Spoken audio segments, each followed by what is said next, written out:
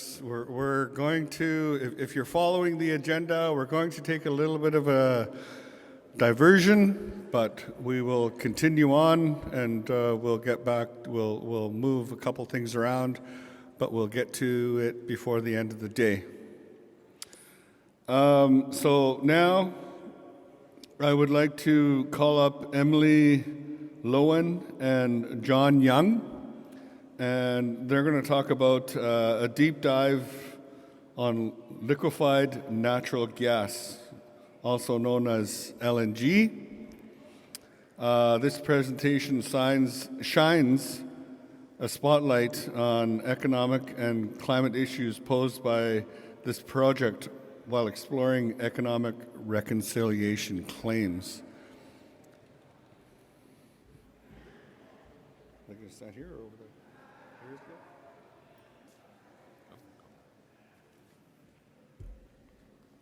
I have the first slide on politics and stuff, right? Yeah. I'll do a thank you and gratitude.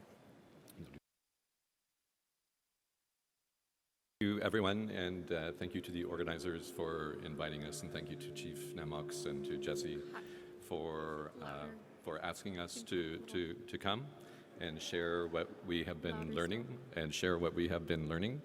about LNG over the years of our recent work. Louder still.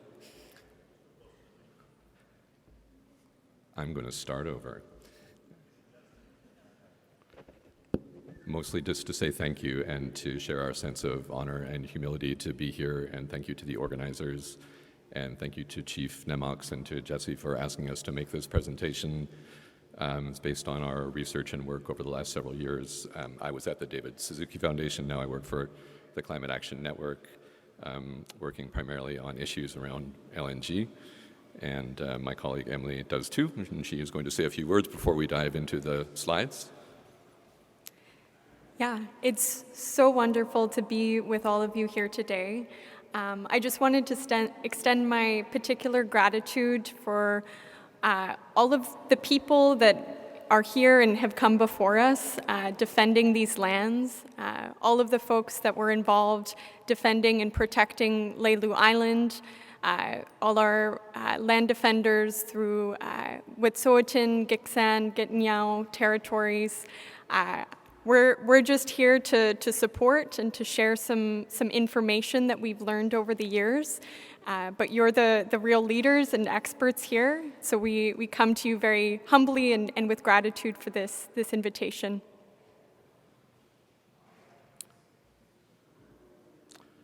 And so LNG is many things, and one of the things it is, it's an intensely political subject, and it's been political for the last 10, 15 years or more in British Columbia, and it's been political across a range of premiers and political parties, from Christy Clark to John Horgan to David Eby. And there have been a range of perspectives that all of the parties have shared. The one thing that they do share across their very different perspectives on a range of other things is that, with the exception of the Green Party, all of the political parties in BC currently, the BC NDP, the BC Conservatives, BC United, all support LNG development to one degree or another. And it wasn't clear when Premier Eby first became Premier where he was on LNG. And we have some quotes from him and some perspective from him that we'll share later on in the presentation, where I think it shows, I'm not sure evolution is the right word, but shows how his thinking has changed. And to where we are today on LNG issues in British Columbia.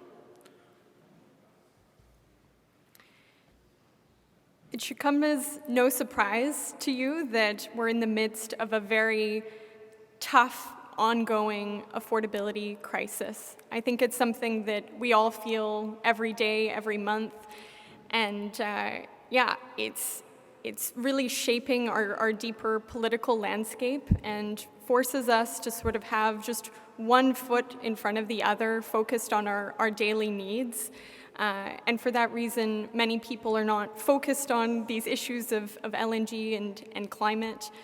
But as I have these conversations with people, with neighbors, with my skeptical uncle at the kitchen table, I've noticed that talking about LNG as an affordability risk and a risky economic bet can be a way to open the door.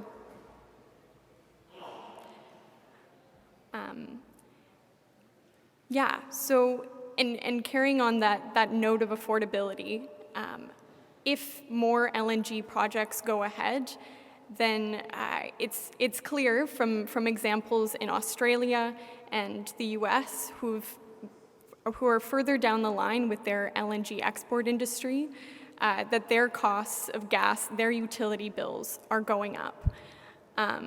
And in part, in our unique context in BC, as we look at electrifying LNG terminals, hydro bills are also at risk of increasing. It's also worth mentioning that the International Energy Agency says that around the 2050 net zero modeling, if we were to get to net zero by 2050, the demand for LNG actually peaks by 2035 and sharply declines thereafter. And so the modeling from even this rather conservative body takes a dim future for LNG. And sort of part and parcel to that, industry really loves to claim that LNG is a way to reduce coal use in Asia and globally bring down emissions. From the research that we've done and that we've reviewed, we've noticed that in the example of Australia, who've been further down the line on LNG export development, as they export LNG to largely Asian markets, similarly with Japan and South Korea, it doubled coal use in those countries. It simply added to the fossil fuel supply rather than displacing it. So that's obviously a huge concern. So I think just as Emily was saying, there are some of the things that the companies that are promoting LNG development, they don't mention, and Emily's noting the decline in markets that are projected by the world's leading authorities on energy markets, not companies with a stake in promoting a particular industry or profit motive, but with analysts and experts who understand and look at these trends over a long period of time. And so what we know is that there will be it's called an oversupply, a huge glut of LNG will hit the market at kind of precisely the time all of the LNG projects that are proposed for British Columbia would begin operating if they were to proceed. And so specifically, global LNG production is on a track right now with projects locked in and production locked in right now to increase by 43% by 2030, and even more specifically for LNG projects in British Columbia, or with more relevance, that LNG production bound for Asia, the market for all proposed BC LNG, is expected to grow by 50% by 2030. So I'd like to talk about BC LNG as sort of like BC LNG sounds like a BC thing. Yeah, it would come from here if it were produced here, but it's important to remember or to know that 100% of the production, 100% of what we're talking about, is destined for markets far from British Columbia. It's all intended for Asian markets. Next slide is, this is you. Yeah, so I want to talk about a slightly wonky term called stranded assets, which are actually just what they sound like. They're assets that prematurely lose value or turn into liabilities. And with markets for LNG set to decline, just as John was saying, that risk of stranded assets is great and growing. And as I said before, as LNG demand is expected to peak in 2035, this is a real issue, especially in the case that LNG terminals are built on Indigenous territories. They would be shut down early and be abandoned, which obviously that would be a massive undertaking in terms of remediation cost and other liabilities. So another really important piece of the puzzle in the whole LNG conversation and the politics, and sometimes which can be quite divisive and have been divisive in all parts of the province and in the country and around the world, and with and between Indigenous peoples and non-Indigenous peoples. One of the really important pieces, and I think it sort of falls under this framework too of the affordability crisis, is the use of public money. So the use of public money in the case of LNG projects, LNG Canada Phase 1, the first LNG terminal that will begin to operate in British Columbia in 2025, that company or that consortium of companies, which includes Shell and China's state-owned oil and gas company, a massive Malaysian-owned state oil and gas company, a Korean oil and gas company, all those companies, including Mitsubishi from Japan, they've received a package of tax concessions and a range of other public finance goodies that have a value of more than $6 billion. So that's $6 billion of our money, of British Columbians' money that could be spent on other things, that is being given to some of the world's most profitable corporations to build a fossil fuel project that is 100% for export markets that are actually in decline. We also learned just recently that with the Cedar LNG project that was announced, they announced something called a positive final investment decision, another kind of step on their path of intention to proceed to actually build the project. And as they made that announcement, they announced that they had $400 to $500 million of financing from Export Development Canada, which is a federal crown corporation. So again, public money, our money, $400 or $500 million that was probably instrumental in Cedar LNG reaching the point where they were prepared to make a final investment decision. We've heard that there's other financing as well coming from the province of British Columbia in support of Cedar LNG. We don't know what the details of that are yet. But I think this is a really big part of the story around LNG, particularly in light of declining markets, that for these projects to have any chance of profitability, they have a long-standing tradition of taking free money, free public money, in spite of being a massively profitable industry. But probably even more so now with this near-term and medium-term decline in market and demand, that they need and want public money, and our governments have been prepared, of all different political stripes, NDP, Liberal, Conservative, have been prepared to give them billions and billions of dollars of our money. Sort of riffing off that note, it should be pretty obvious that we shouldn't be giving billions of dollars to a new fossil fuel industry through our taxpayer money, particularly when it's an industry that should stand on its own 2 feet. So in our work, we see cutting off the flow of public dollars as a key part of that puzzle. In recent research I read from an international energy agency, Canadian LNG is projected to be much more expensive than other countries. And so as we approach this supply glut in and around 2030, 2035, our LNG will be impacted first by that drop in demand. And that's in part because of the geography of northern BC, crossing 2 mountain ranges and the labor pool. But essentially with this question of subsidies, I think we need to zoom out and look at the broader picture. And as we're all grappling with this completely insane, off-the-rails affordability and housing crisis, where nearly 1 in 4 Canadians are struggling with food insecurity every day, I think it's important that we don't normalize giving such massive amounts of subsidies to these profitable companies. So another piece of the puzzle, and I think Emily mentioned it just briefly earlier, is electrification. So one of the things that has come up in the LNG conversation and LNG politics and lobbying and all of the time that oil and gas lobbyists spend talking to politicians in Ottawa and in Victoria is that they've figured out that they want to electrify the production of LNG. So they want to electrify, if they go ahead and build these projects, they want to electrify a significant part of the production at the plant itself and maybe other parts of upstream activity. To do that, and their purpose in doing that is really to, so they can make a marketing claim. So they can say there's magic words out there these days. These magic words are net zero. So electrification, if they can say that that LNG has been produced with net zero emissions impact in Canada, which is impossible, but that's a great claim. That's why they're so interested in electrification. It's about the marketing claim. It's about the net zero marketing claim.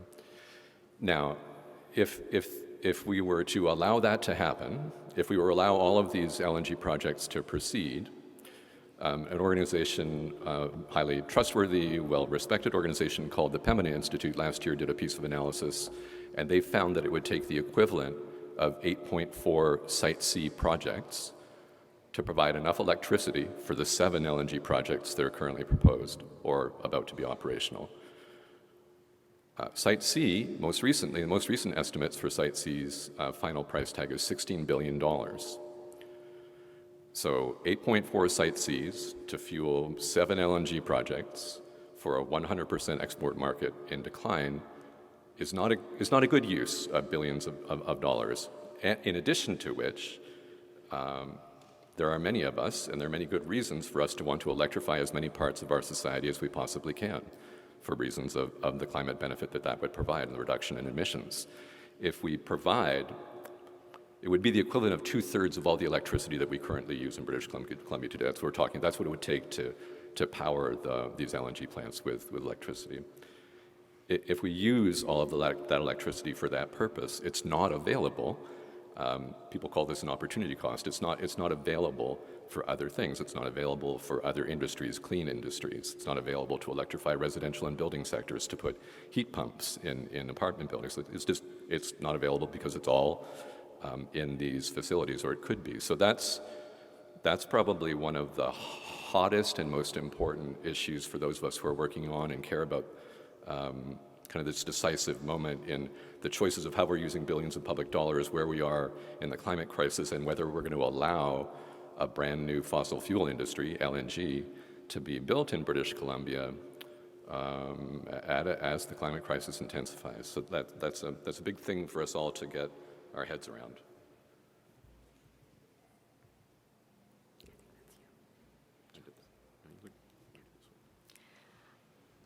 I also want to raise some of the more localized impacts that I'm sure many of you have witnessed and felt probably firsthand, at least far more than I have over the years with, say, LNG Canada and so on.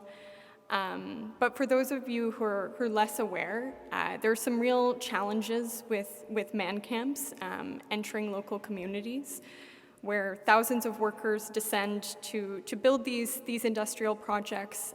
The local impacts can be truly horrific. And I say this with warning and sensitivity, but yeah, they're through the Missing and Murdered Indigenous Women Commission, there was dedicated research on man camps and the correlation in increases in sexual assault targeting Indigenous and other racialized women, and those increases when man camps show up in community. It also has more acute pressures on local healthcare resources, and as sort of a case study with the City of Terrace, a few months ago, the city mayor and council issued a statement of opposition to the SLISMS project, precisely because of the impacts that man camps have on their cost of living. Their rental costs have been at an all-time high, and now sit at a housing vacancy rate of less than 1%. So it's causing strain in more ways than one. And I just wanted to raise that as another local factor. Yeah, economic reconciliation.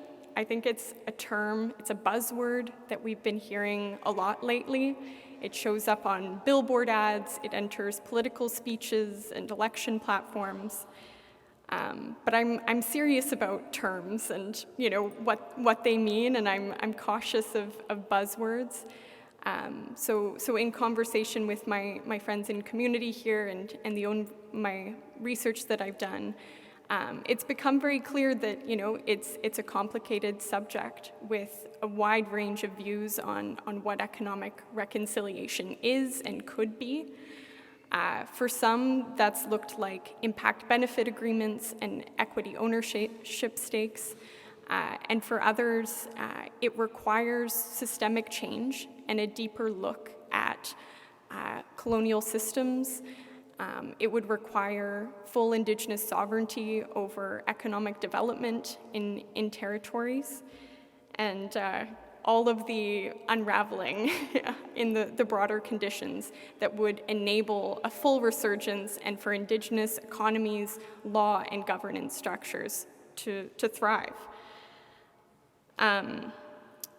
So with all that said, I think as we make sense of this term and industry's promises on LNG and economic reconciliation, it's important to look carefully and compassionately at the context. Speaking as a settler, nations are often making these decisions between a rock and a hard place, navigating over 150 years of colonial governments, strategically and intentionally draining wealth from communities. I've learned a lot about this process through a wide range of reports, but I really recommend the Yellowhead Institute's Cashback report that really categorically looks at those impacts. But essentially, as our settler governments collaborate with industry to boost and promote these projects as economic reconciliation, I think it's also important to look at what they're blocking. And right now, they're blocking a clear path to widen options and to enable that full assertion of sovereignty. I say this with so much deep compassion and respect for their decision-making and choices that are being made now into the future.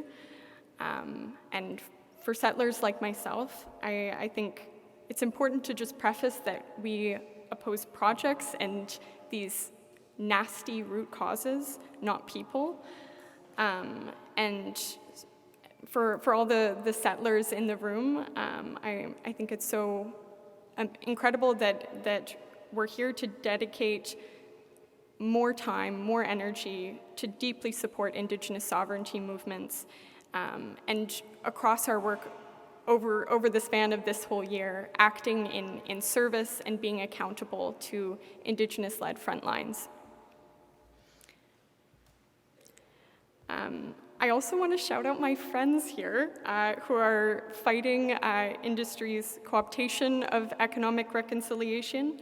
Janelle Lapointe, who's here from Stellatin First Nation, has called economic reconciliation, as it's currently popularized, a false promise and strategy of the fossil fuel industry to maintain their control over our energy systems and profit off of Indigenous lands.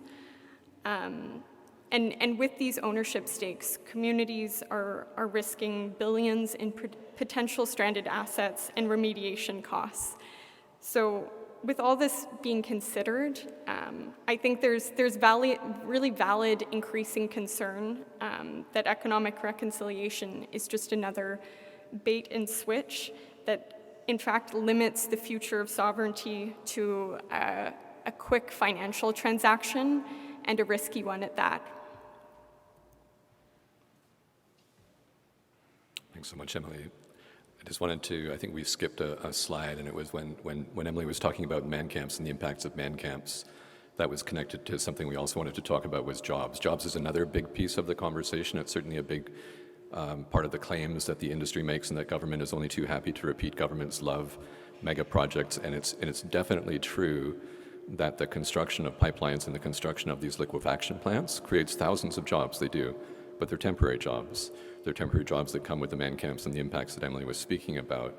And then once those jobs are over, there are close to no jobs in the LNG industry. So when Cedar LNG just recently made its talking, I was mentioning, they just made their positive final investment decision, and in their press materials as they announced it, they said that there would be up to 100 permanent jobs. So it's a $5.5 billion project that might produce 100 permanent jobs. That is not very many jobs to spend billions of dollars. So I think there's a real kind of a disconnect. A lot of the rhetoric, a lot of the support, and a lot of the excitement perhaps for communities that want to have long-term economic activity, they won't. They'll have a short-term boom. A lot of people know about boom and bust on the coast, and so there's definitely a boom and bust factor involved in the LNG industry too, with extremely few permanent jobs. So I just wanted to mention that because we skipped over that piece.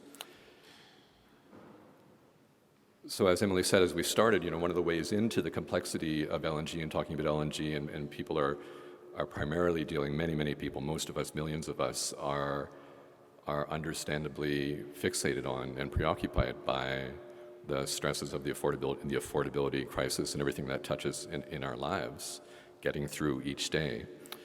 And so if we're able to establish, kind of make connection with people on those grounds when we're talking about LNG, it can open the door to talking about climate. Climate and the impact of LNG on climate is the reason why all the environmental organizations, including ours, oppose LNG. It's because of its climate impacts at this point in the climate crisis, based on the massive, overwhelming global scientific consensus from the International Panel on Climate Change, Intergovernmental Panel on Climate Change, the International Energy Agency, thousands of the world's brightest scientists. All of them say, and have been saying for years, that if we want a livable planet, we cannot build any more fossil fuel infrastructure anywhere.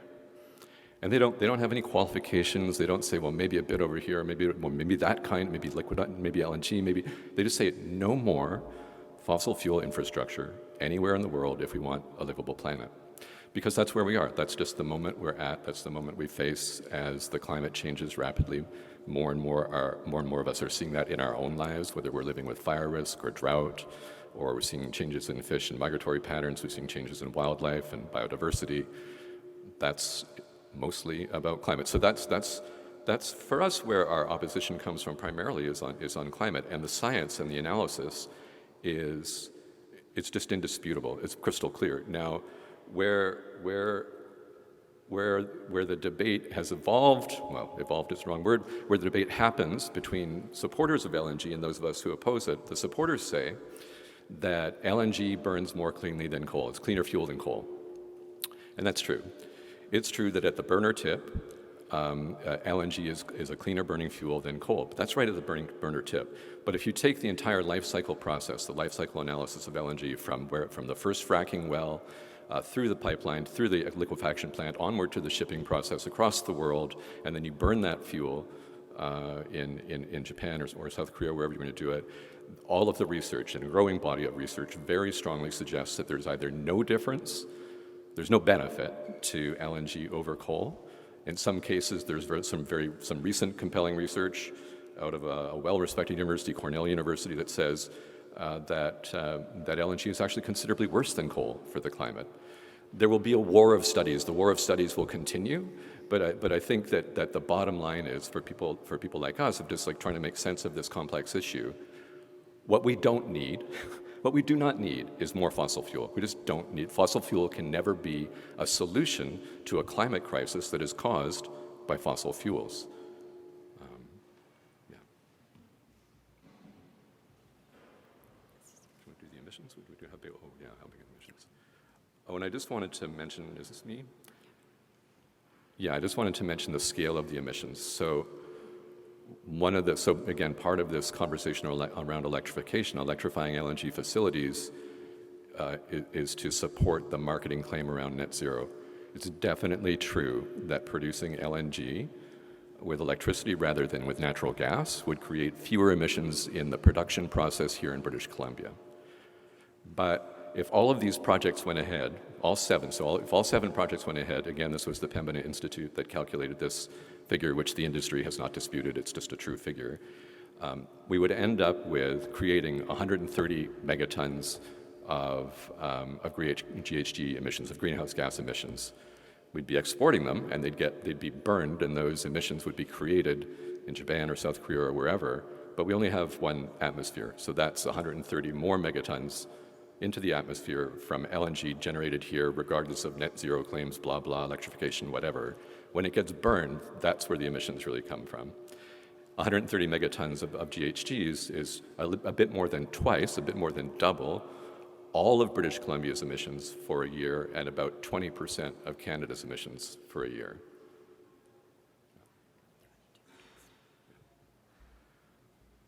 Oh yeah, so there's a couple, there's no shortage of quotes in the quote harvesting business, but Premier Eby, just before he was named Premier, just before he was anointed Premier, he said this thing in 2022. He said, "We cannot continue to expand fossil fuel infrastructure and hit our climate goals." And he was absolutely right. And everybody in the climate and scientific community agreed with him promptly and thought that maybe that meant that there would be a change, that between Premier Horgan and Premier Eby, maybe Premier Eby was understanding the climate implications more profoundly and wouldn't proceed to as enthusiastically support the LNG industry as Premier Horgan did.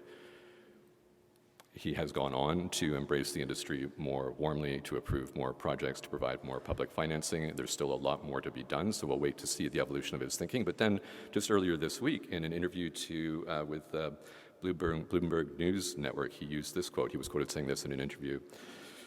He's talking about emissions and LNG. He says, from their perspective, ensuring that, when he's talking specifically in this case, in this interview, he was talking about LNG Canada Phase 2.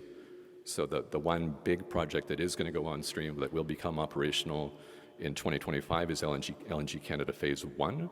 There's also LNG Canada Phase 2 that's waiting in the wings. No work is being done on it. A final investment decision has not been made. But part of the dance between the government, between the BC government and the partners of LNG Canada is around finding the right public finance package, billions of our dollars, plus electrification, to see whether LNG Canada Phase 2 can go forward. And the Premier is quoted in this interview, he's talking about that. He says he's hopeful that that project can go forward. And he says, from their perspective, ensuring that reliable, low-carbon energy, and from our perspective, all the emissions not showing up on BC's books as the main producer. I mean, it just kind of sounds like politician gobbledygook, but if you translate it, what he's saying is that he understands, he understands that because of the way that emissions get reported, because of the UN framework of reporting emissions, you don't have to take responsibility for emissions that are not burned in your jurisdiction. You can make as much oil and gas as you want, send it wherever you want to, and wherever they burn it, that's their problem. Those are their emissions. They're counted in their emissions framework.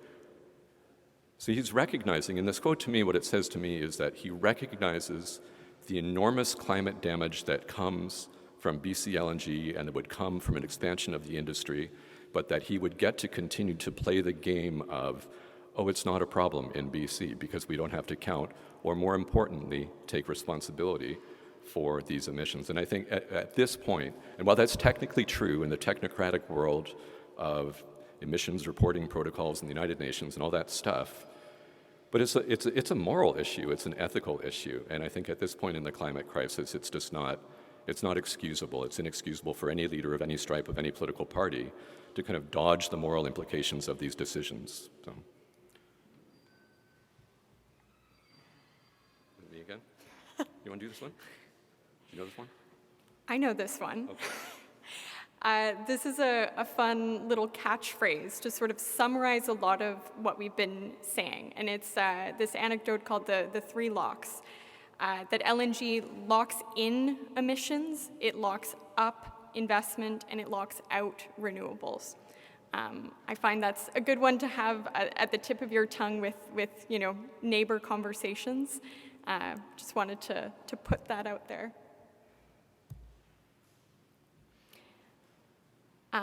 And if we needed to reiterate it again, we keep hearing from people that are far, far smarter than us, no more fossil fuel projects, and that we simply can't build any more fossil fuel infrastructure anywhere if we want a livable planet. And there's been confusion in recent years liquefied natural gas. And, despite its friendly name, natural gas is a fossil fuel, and that's plain and simple. So this agency that Emily and I have both mentioned a few times, the International Energy Agency, it's the gold standard for if you're looking for sort of the best, most trustworthy analysis.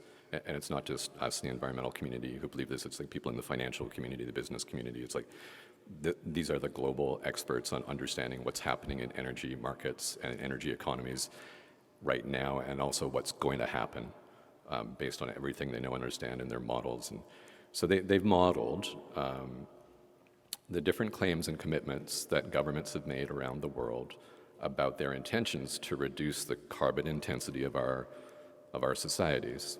And they've modeled sort of different levels of commitment based on the different kinds of things politicians and governments say. To me, the most important one that they modeled it's called the net zero by 2050 model.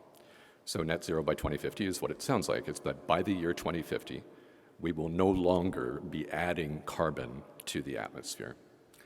And if that were true, if we want to get on that track, if our governments are committing to and bringing us to that destination of a livable planet, then global demand for LNG will drop by 78%, almost 80%. The market basically disappears. All of the projects that we're talking about here in BC right now would become completely financially unviable. It would make no sense to build them, and they would be stranded assets if they were built.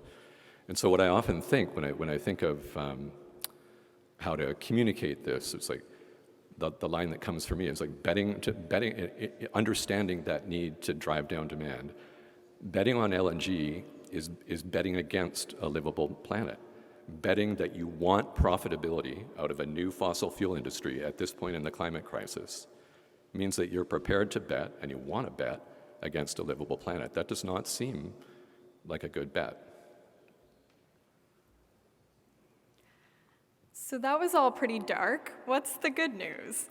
I feel like as community organizers, as community to community members here, we often miss the light, and I think specifically the cracks in the glass that we're seeing in whether it's colonial rule and imposition on territories, whether it's our broken extractive economies. I feel more and more we're reaching different breaking points, and I think those are important to highlight. So I guess most recently, one breakthrough has been the fact that for the last several years, industry has been investing, and this is my very official estimate, $1 billion into advertising campaigns for LNG. And recently, the federal government rolled in anti-greenwashing regulations, and practically overnight, those sponsors of those advertisements scrubbed their billboards, they removed information from their website selectively, which to me, that's a massive tell that they can't actually stand behind their claims that LNG will reduce emissions globally. Regulation in that sense is the biggest tell. But in the background here, we also see a burgeoning renewables industry. They're surging faster than ever predicted, and more inspirationally, communities are coming together to take matters into their own hands, building community governance structures to reclaim control over their energy systems and to move off the grid to renewable energy.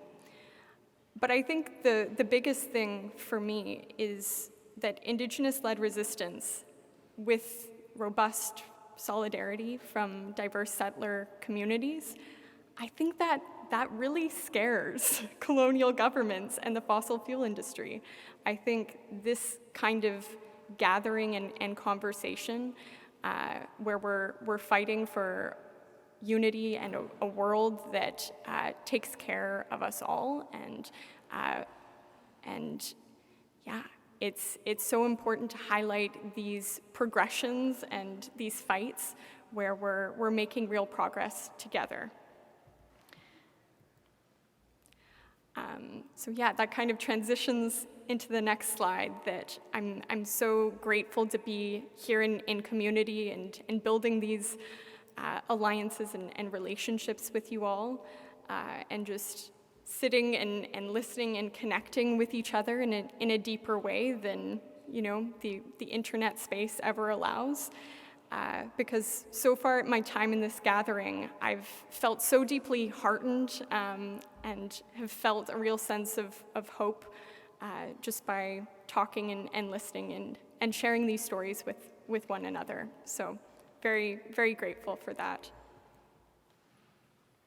Yeah, and yeah, Emily used the word grateful. So we wanted to close just with a note of gratitude again, and gratitude for being here, and gratitude to Chief Nemox and to Jesse and to the organizers for inviting us and allowing us to share some information. But also, I think, for me anyway, one of the ways of getting through and of navigating through what can often be frightening news. We're in a frightening moment on planet Earth, a frightening moment for biodiversity, for our ecosystems, for where we are in the climate crisis, for the affordability. Like, there are a lot of things going on. And so I very consciously try to find gratitude every day. It keeps me going. I'm lucky to have things that are not that hard for me to find gratitude for, and I hope for you all as well that that's a resource that you go out and find every day deliberately too. I think it sustains us individually. I think it brings us closer together, and we're very grateful to be here today. And we're grateful to two friends who are about to join us up here in the event there are any questions. Peter McCartney from the Wilderness Committee, Sven Biggs from Stand Earth. If you guys could come up, and we'll all sit at the table over here in the case the audience has any questions. We can take some questions for a few minutes, but thank you all very much. Okay.